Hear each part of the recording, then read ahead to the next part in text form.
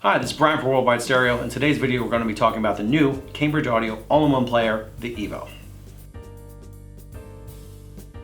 The Evo is available in two models, the 75 and the 150. It's a high-quality hi-fi we've come to expect from Cambridge Audio.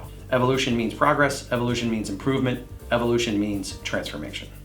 Now let's talk about Cambridge Audio for a moment. It launched in Cambridge, England in 1968 and has remained focused on one encompassing objective: to produce audio equipment that faithfully creates a pure and natural sound. I had the pleasure to chat with one of their product specialists before I evaluated the Evo 75. We talked about the history of the British sound, Cambridge's musical achievements through the years, and in our discussion, something that struck a chord with me was the statement, "How much you love music doesn't need to equal how much money you have."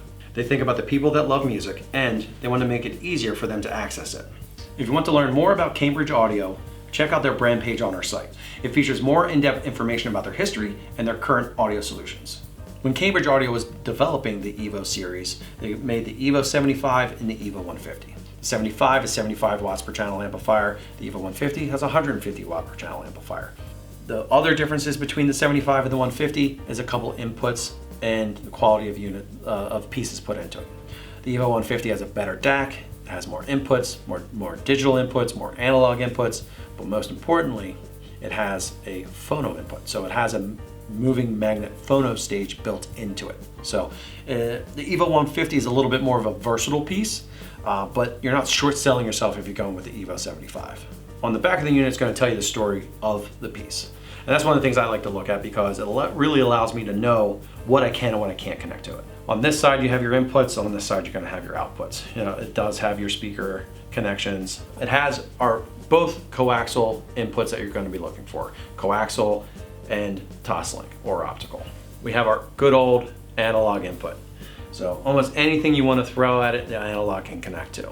Your turntable, your tape deck, your reel-to-reel, your old iPod, anything that you want to listen to, you can connect right there. They wanted to make sure that you could connect it to your television. They added a HDMI ARC connection.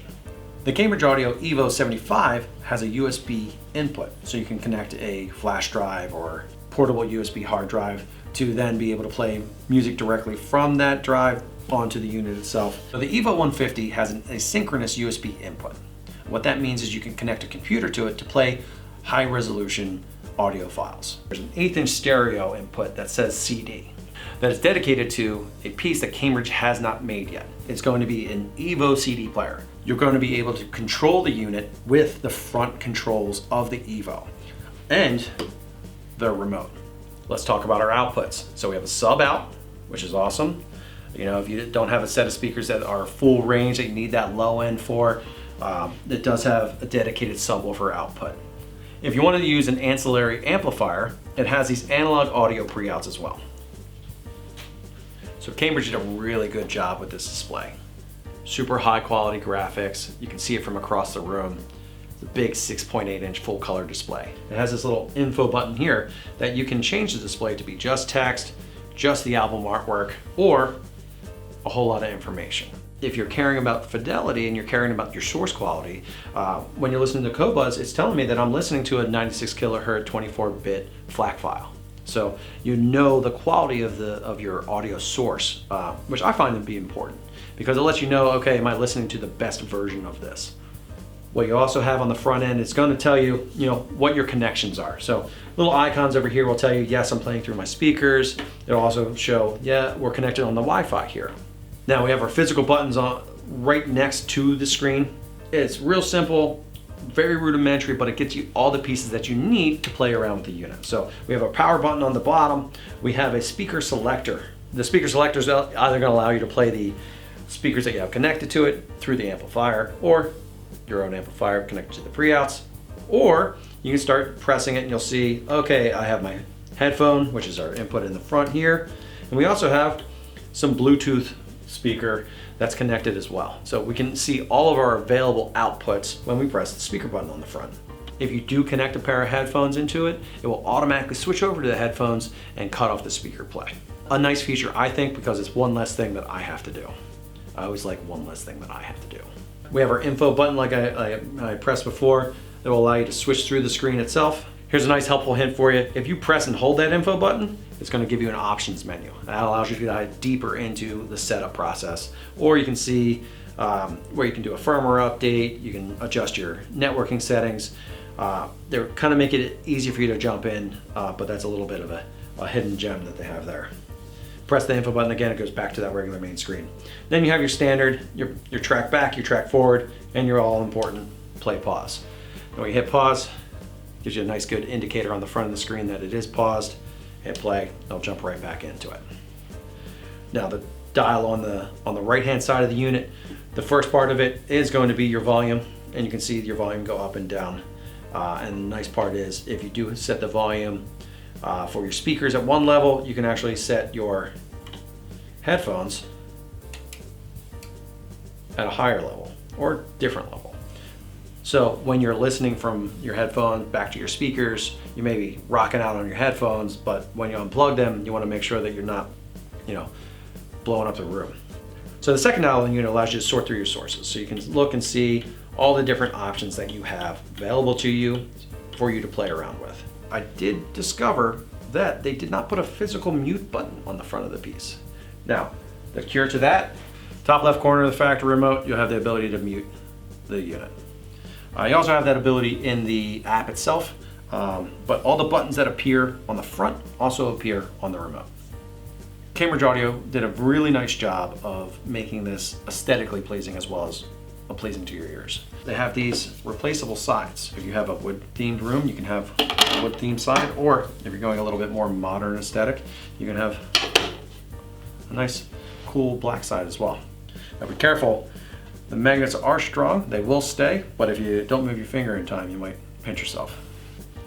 One of the things I found while testing the Evo unit was whatever I wanted to throw at it, it could handle.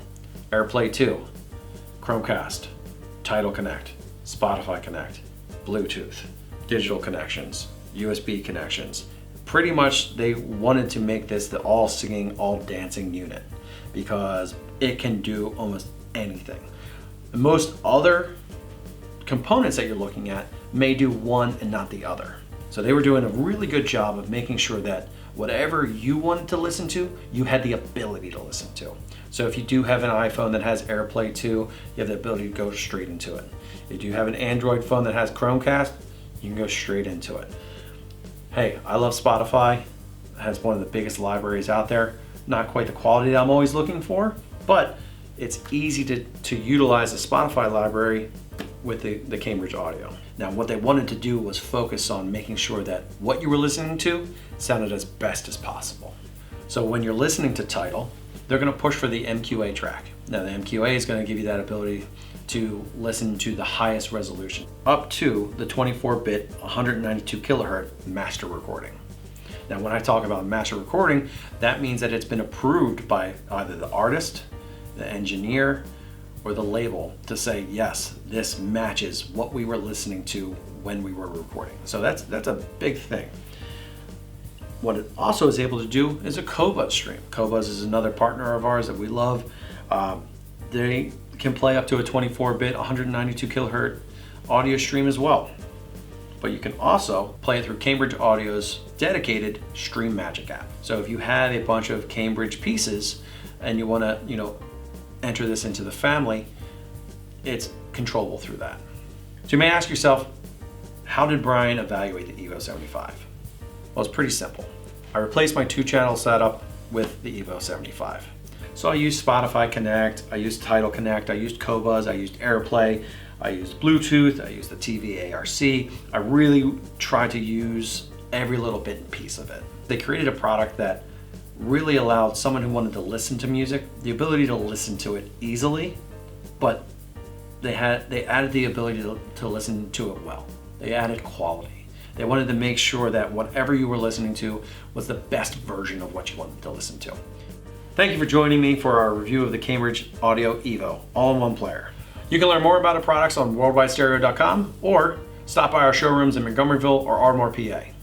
We offer 60-day returns, free shipping on all orders, and we're authorized dealers for everything that we sell. If you have any comments or questions, leave them in the comments section below or call or email us at any time. Don't forget to stay updated on our latest videos Subscribe to our YouTube channel and hit that notification bell. This is Brian from Worldwide Stereo. I'll see you next time.